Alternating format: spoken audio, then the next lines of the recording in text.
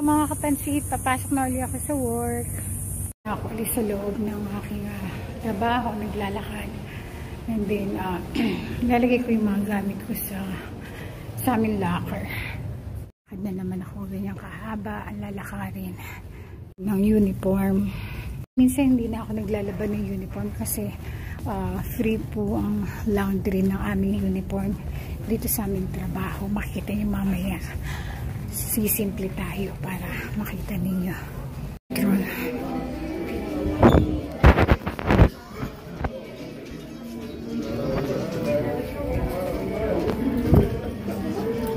Daming tao.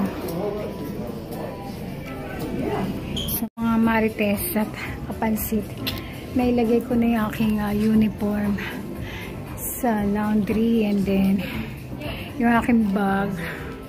Kaya medyo napagod ako kasi iniba na nila kasi ngayon ng system. Wala ng tao na nag-a-assist sa amin.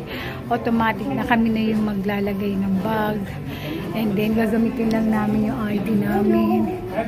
Yan, so ito na naman po tayo mga kapansit. Nag-live na naman tayo sa aking reel. So mamaya na lang ulit ako mag-vlog. One eternity later. Aking shift, 10:55 na, 2 minutes na lang, magka-clock out na ako. Grabe, nakakapagod po talaga dito. Grabe talaga trabaho.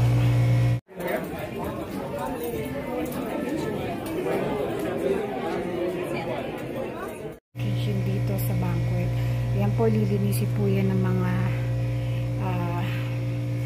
ibang mga worker. Sila po maglilinis.